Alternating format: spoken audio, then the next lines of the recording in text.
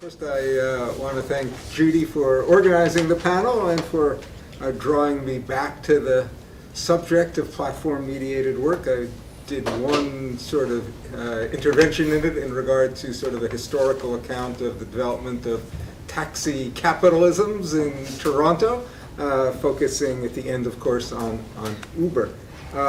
It's a bit of a daunting topic, I found, to get back to, because every week, as I'd open my email, there would be some other major study that was coming out, and I'm sort of wondering, is there anything left for me to say? There's so many people who are already very heavily invested in this research, and I feel like I'm just kind of at the edges of it, trying to find my way in.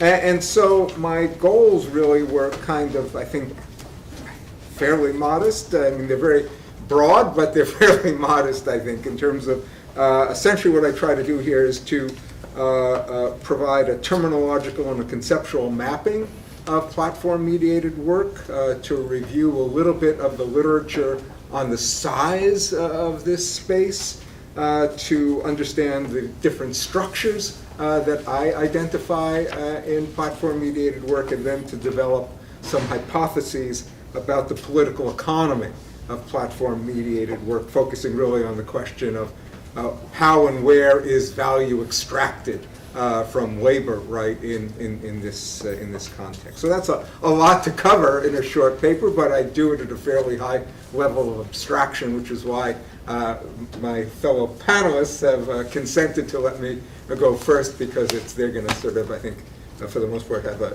deeper dive into more particular aspects of it. Okay, so in terms of my initial mapping exercise, I sort of located within precarious work, gig work, the platform economy, and find that space of platform-mediated work.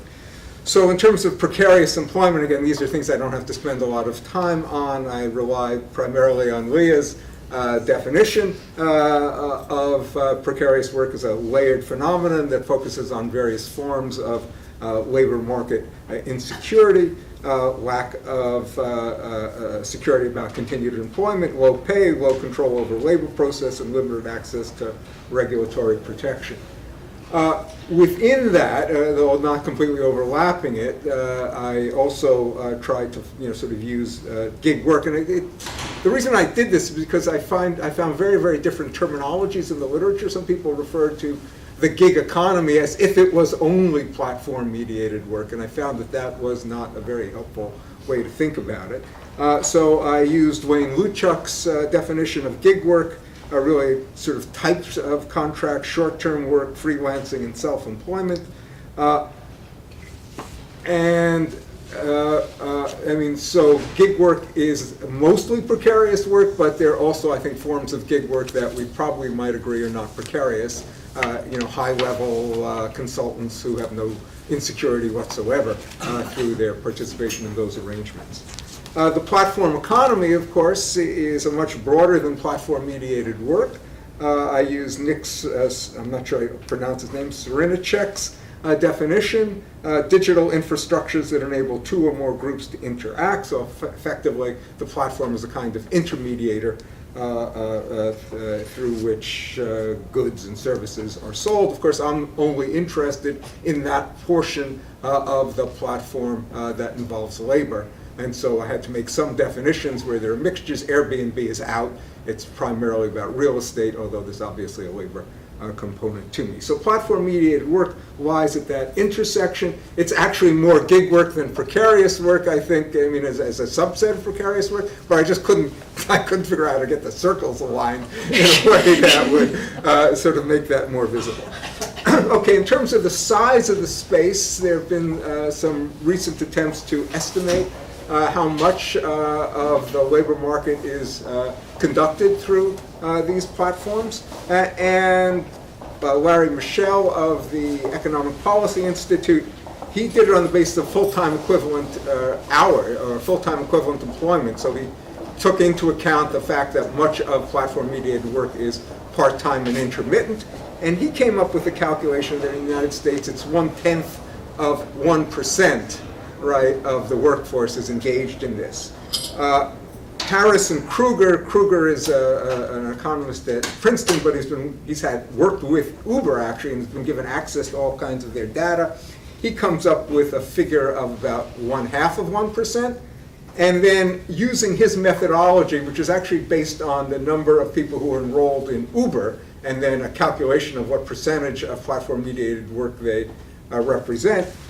For Canada, I came up with about 0.4%, which is in line, right, with these other estimates. So we're really talking, relatively speaking, about what is at least currently a rather small phenomenon, right, in the context of labor markets. And I think it does caution us to not get carried away, despite the enormous volume of writing that is taking place with regard to this subject. In fact, Michel has this beautiful way of putting it. He says, after concluding, he says, in the future, this topic is an appropriate topic for workshops, but not for plenaries. So I was quite relieved that I was giving this in a workshop and not in a plenary. Okay, and I guess there are debates about whether this is the thin edge of something that is going to grow substantially in the future, and I don't have a particular view of that. Okay, so in terms of the structure of platform-mediated work, obviously we're here, sort of these triangular relationship, the platform operator, the clients who are purchasing labor, and the workers who are providing it. And of course, the money runs through the platform, right? And the platform extracts commission out of that. I had a research assistant look at platforms that seem to have a footprint in Canada. And so it was on the basis of that survey that we sort of identified 3 pricing models that seem to be the predominant ones. One is where the platform sets the price for both the client and the worker. That's the Uber model, right? They set the rate and then they decide what cut they're going to take out of it. There's a model in which the client sets the price and the platform takes a commission. I think that's the Mechanical Turk model. And then there seem to be also other in which the client posts the job and the workers then bid on it. Which obviously results in bidding down, right, in order to get the work.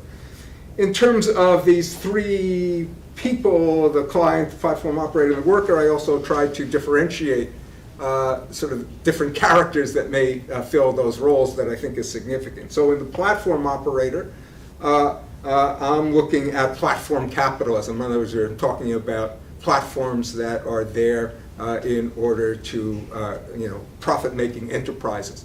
There is a lot of discussion in the literature about worker co-ops, nonprofits as alternative forms that might be emancipatory at some point in the future, but they don't seem to have much of a footprint at all in this world. There are little experiments here and there, but they're not, don't seem to indicate they're taking off. So I'm just interested in writing the capitalist platforms, not in other things. In terms of the clients, they seem to fall out into 2 categories: consumers and for-profit businesses. And in terms of the workers, they're either cloud workers, right, people doing this work on the internet, or, and I was looking for another term, I decided, well, ground workers, right, people who have to perform the work on the ground in a particular locality as a way of contrast. So I don't know, maybe that term will have some traction, or maybe it'll just be completely idiosyncratic on my part. So, so my goal, right, is using these structures to come up with kind of some hypotheses about the political economy of platform-mediated work. Now, I created this, I said, well, that's not very helpful, but it does sort of, the notion, right, that this all has to be put into a framework of political economy. So actually in the paper I do a little bit more than just draw a circle around it. It's towards a political economy, right? I got a little bit further than this.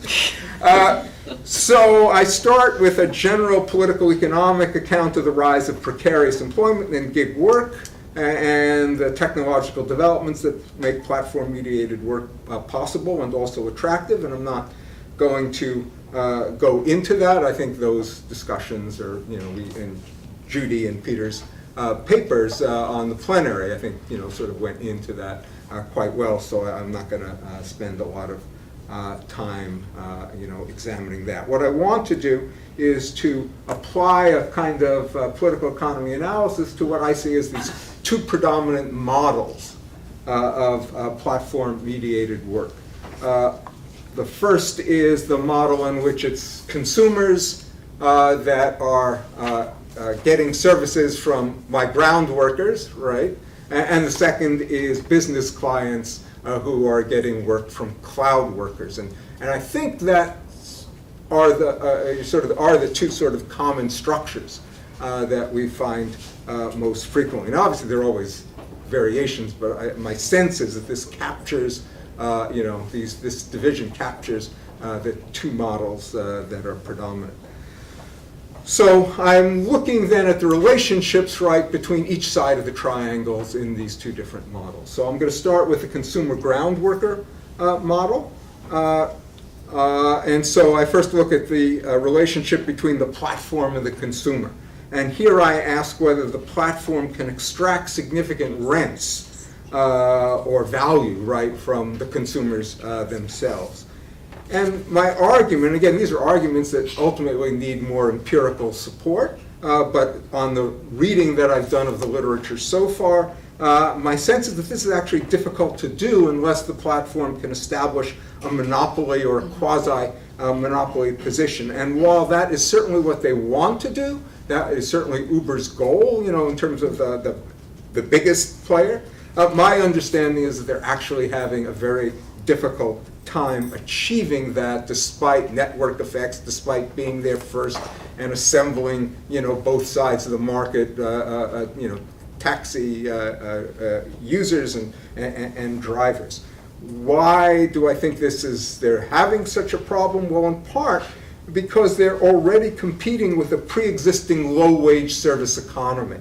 So whether it's taxis, whether it's home cleaning, whether it's pet walking, whether it's food delivery, these were already existing low-wage service sectors of the economy. And so they have to compete against those alternatives. And while the app might generate certain efficiencies or certain conveniences, I think there's only so much that consumers are prepared to pay above what these other providers are in order to get the benefit of that. And also, they're competing with other platforms. So Uber might have hoped that it would become the only player in its field that could drive out the competition, but so far it hasn't been able to do that, right? So you have Lyft, right, that's competing against it. And so that limits, I think, the rents that these platform operators can extract from consumers. In terms of the consumer and the worker, and this is the one I have the most difficult theoretically getting my head around. So consumers are not, capitalist enterprises seeking to maximize profits by extracting surplus value from workers in a classic political economy sense. But I really appreciated Peter's discussion yesterday, drawing on J.R. Common's work, saying where markets are not sort of positively regulated, then what we typically see is that consumers are acculturated to behave as market citizens seeking the lowest price without regard to the social cost, right, of low prices.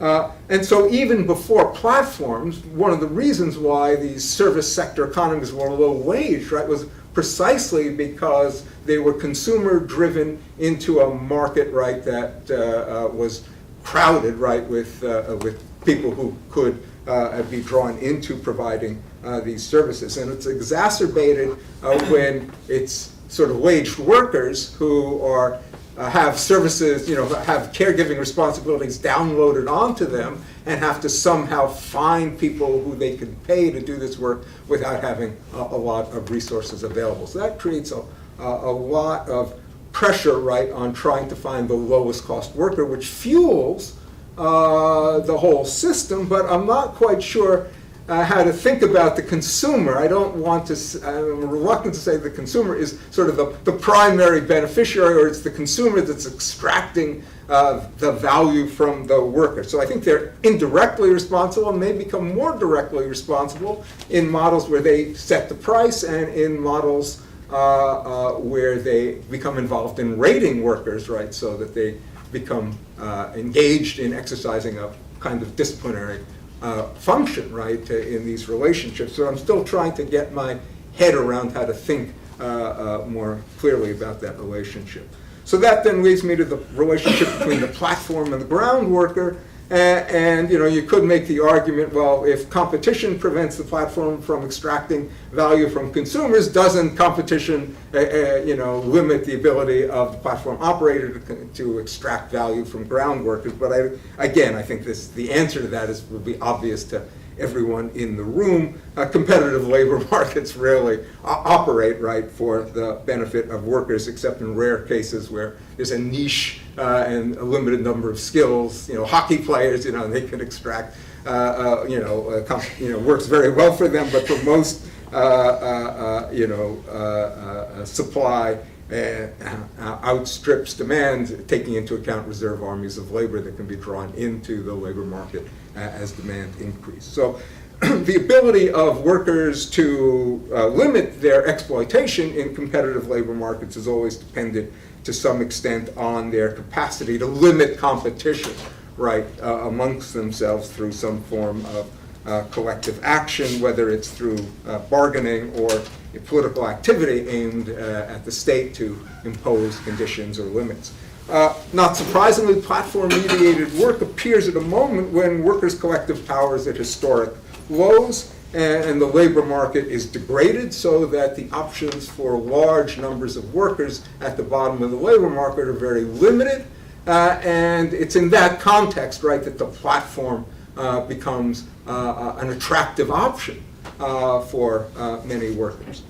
And when you look at the reasons why people say they participate in the platform economy, the thing they value most is the freedom to set their own schedules. And also then to supplement their incomes. Why is the freedom to set your schedules so important? Because you don't have that freedom in, if you're working as a gig worker for businesses, they're telling you when to come in, when, and how long you can work. And so they experience, right, that insecurity about work.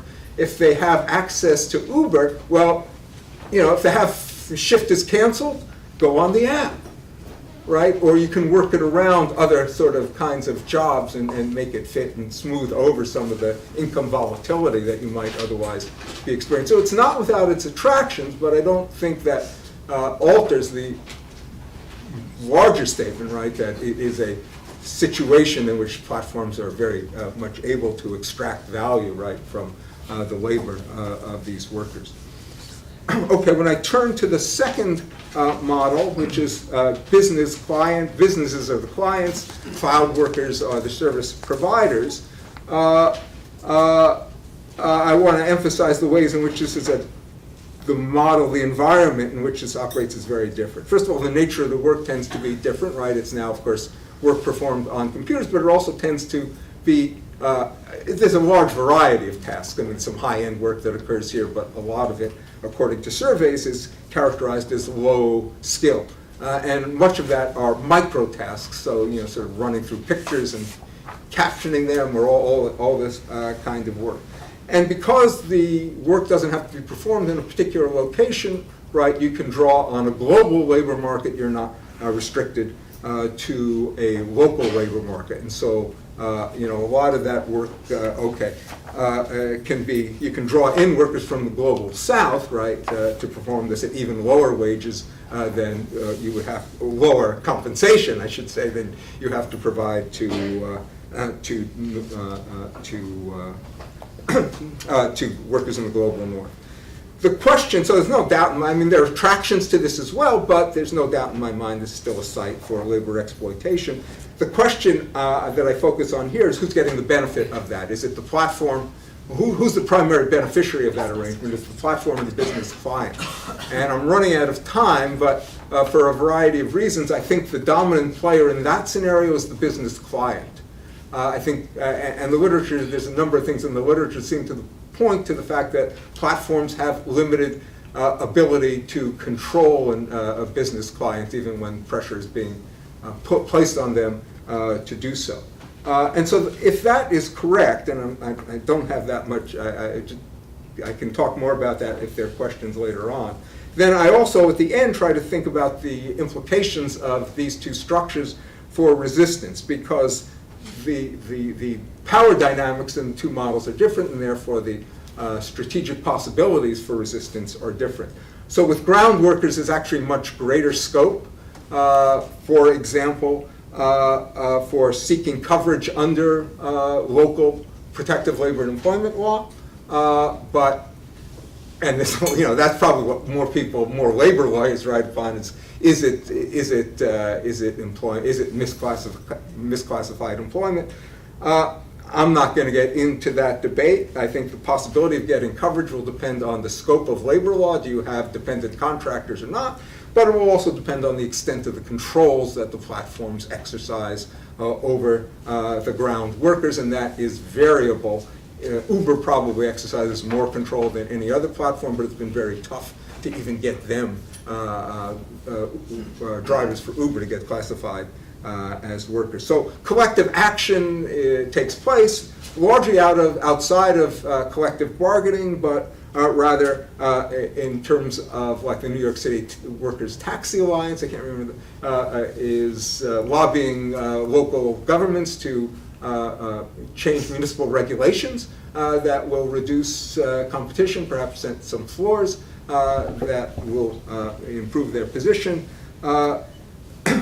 and also providing services to Uber drivers about how to game the app, get the most out of it, and how to address conflicts that they have when they get put off the app for disciplinary reasons. In the second model, there's no possibility that I can see in the business client cloud worker, no possibility for getting legal regulatory coverage, since workers are global, not located in a particular jurisdiction, and that seems to be out. So most of the attempts that I've seen in the literature involve attempts not to influence the platform operator, but to address concerns about business clients. So in Turk Opticon, this tool that was developed to help Turk workers, it allows them to rate the business clients and to also help them to game the system so they can find the higher paying work on the platform. So it really is appropriately, I think, focused on the client and not on the platform itself. So I'll stop there. Well, thank you very much, Eric.